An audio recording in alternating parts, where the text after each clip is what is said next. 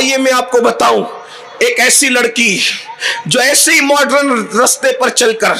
ایسے ہی ماڈرن بن کر کسی منکر اسلام کے ساتھ ناجائز تعلقات قائم کر بیٹھی. بہت سارے اس نے معاملات کہے, ہمیں کوئی پوچھنے نہیں آیا, ہم سے کوئی رشتہ مانگنے نہیں آیا, یہ ہوا وہ ہوا وہ ہوا. جانتی ہیں اس کی درد بھری کہانی سنو, زبان میری ہے بات اس کی. وہ لڑکی کہتی ہے ابتدا میں تو کالج سے مجھے محبت کا جھانسا دے کر ایک لڑکی سہیلی بن گئی, وہ بھی منکر اسلام تھی.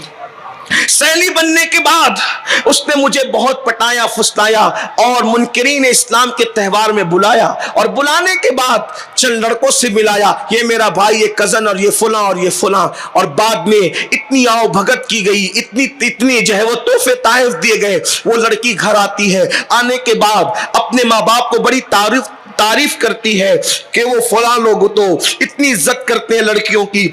اور ایسا کرتے ہیں اور ویسا کرتے ہیں اور ویسا کرتے ہیں. ماں باپ بھی جو ہے وہ متاثر ہوئے, ماں باپ کے لیے بھی تحفے تحائف بھیجے گئے تھے. پھر اس کے بعد وہ سہیلی بننے کا ناٹک رچنے والی لڑکی جس نے لڑکوں سے تعلقات قائم کروائے تھے, اس میں سے ایک لڑکا جو منکر اسلام تھا, کلمے کا منکر تھا, اللہ اکبر, اس ظالم نے دھیرے دھیرے تعلق پیدا کیے, اور تعلق پیدا کرنے کے بعد پھر گھومنے پھرنے کا سلسلہ شروع ہو گیا. گھومنے پھرنے کے سلسلے کے بعد پھر گفٹ اور پتہ نہیں کائے کائے کا سلسلہ شروع ہو گیا. اور پھر جانتی ہو میری بہنوں, یاد رکھنا,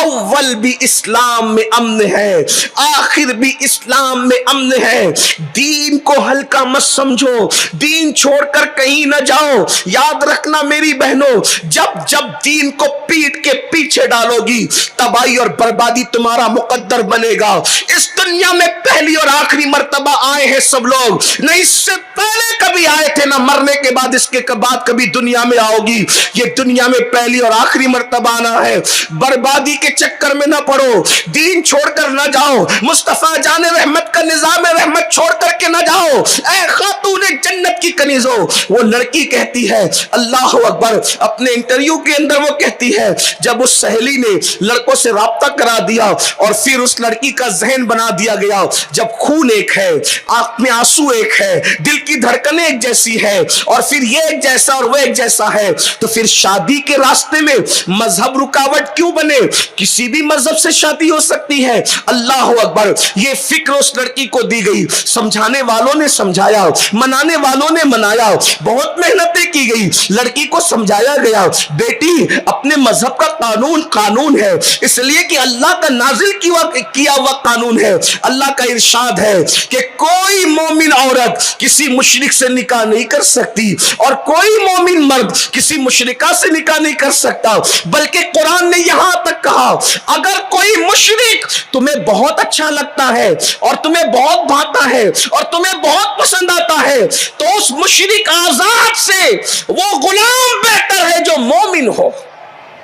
مشرک آزاد سے مومن غلام بہتر ہے نکاح کے لیے. اور فرمایا کہ کسی آزاد خوبصورت مشرکہ سے کوئی کنیز بہتر ہے جو وہ رشتے کے لیے, اس لیے کہ ہمارے یہاں اہمیت ایمان کو ہے, اسلام کو ہے. لوگ اپنے اپنے معیار کی بات کرتے ہیں, لوگ اپنے اپنے تعلقات کی بات کرتے ہیں, لوگ اپنی اپنی برادریوں کی بات کرتے ہیں. اسلام کہتا ہے سب سے اول ایمان ہے, سب سے اول اسلام ہے. علامہ جامی کہتے ہیں بندے عشق شدی ترک نسب کن جامی, کہ فلاں ابن فلاں چیزیں نیست.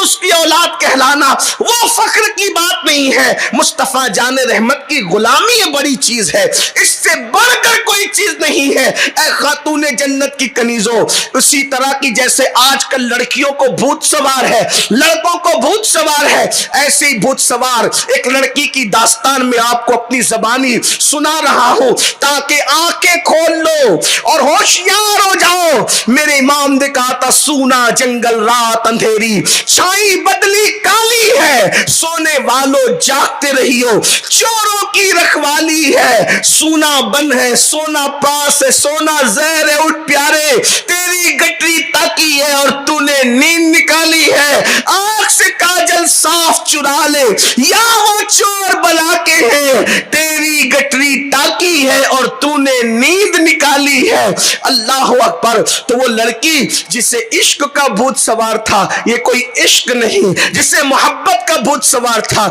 یہ کوئی محبت نہیں، وہ لڑکی کہتی ہے سہیلی کا ڈھونگ رچنے والی لڑکی نے جب لڑکے سے لڑکوں سے تعلقات جڑوائے اور ایک لڑکے نے اللہ اکبر آفر کیا افیئر کا اور محبت کے جھانسے میں دے کر کے مجھے پھانس لیا، پھر اس کے بعد گھومنا پھرنا تحفے طائف کا تبادلہ، اور ایک دن یہ آیا کہ وہ لڑکی اس منکر اسلام سے شادی کرنے کے لیے تیار ہو گئی، نکاح کرنے کے لیے اس مشرک سے تیار ہو گئی، اور پھر کیا ہوا؟ سمجھانے والوں نے سمجھایا، رونے والے روئے، آہو بکا کرنے والوں نے کیا۔ یاد رکھنا میری بہن، ماں باپ کو کا دل دکھا کر کوئی حج کو جائے تو اللہ اس کا حج قبول نہیں کرتا، ماں باپ کا دل دکھا کر پورے خاندان کو بے چین اور بے قرار کر کے پوری خاندان کی ناک کٹا کے کوئی شادی کرے، اللہ اسے کیسے خوشیاں عطا کرے گا؟ اور پھر کیا ہوا؟ اس نے منکر اسلام کے ساتھ شادی تو کر لی، مشرک کے ساتھ شادی تو کر لی،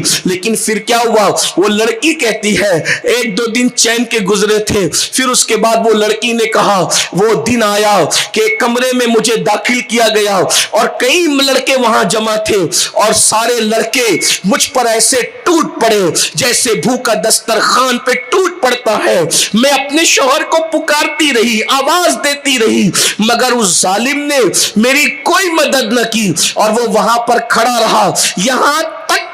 کہ کئی مردوں نے مجھے اللہ اکبر جیسے بھوکا دسترخوان پہ ٹوٹ پڑتا ہے ویسے میرے ساتھ سلوک کیا، بدسلوکی کی، اور وہ کھڑا ہوا تماشا دیکھتا رہا، یہاں تک کہ جب میری جان پر یہ بار ہو گیا کہ میں مر سکتی ہوں اور ادمری ہو گئی ہوں، ان ظالموں نے مجھے چھوڑا، میں چیختی اور چلاتی رہی، آخر کار جب میری جان بھی اس کے بھی لالے پڑ گئے تو پھر حال یہ ہوا جب وہ چھوڑ کر کے چلے گئے تو بعد میں جس کو اپنا دوست، اپنا شوہر، رفیق سفر سمجھتی تھی، اس نے بھی منہ پھیر لیا، اور لاسٹ میں نوبت یہ آئی کہ مجھے طوائف خانے میں داخل کرنے کا پلان بن گیا، مگر اب حالات یہ تھے وہ جس کو شوہر سمجھ کر میں نے جس کی محبت کے جھانسے میں اپنا گھر چھوڑا، مذہب چھوڑا، سب چھوڑا، اس کے لیے ساری قربانیاں دی تھی، میں نے سوچا تھا کہ یہ رفیق سفر بنے گا زندگی کے لیے، وہ ظالم نے تو منہ موڑ لیا اور طوائف خانے تک پہنچانے کی نوبت آ گئی، لیکن اللہ اکبر اب میں پلٹ کر ماں باپ کی طرف جانا چاہتی تھی تو وہ معاشرہ بھی مجھے قبول کرنے کے لیے تیار نہ تھا، اور اس نے اللہ اکبر پھر یہ دکھ بھری کہانی سنائی۔ آپ جانتی ہیں میری بہنوں، اللہ اکبر پھر وہ ایک مدرسے میں لا کر کے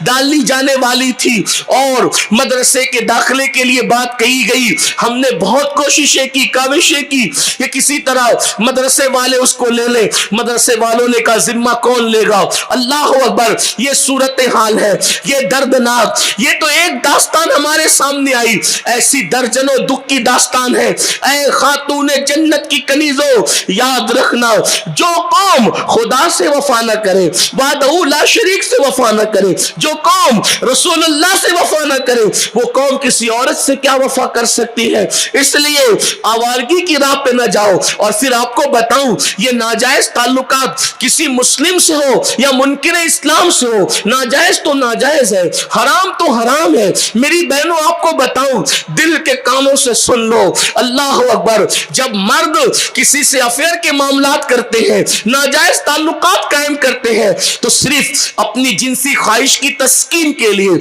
صرف اپنی ہوس کا نشانہ بنانے کے لیے، اور یاد رکھنا اللہ کے رسول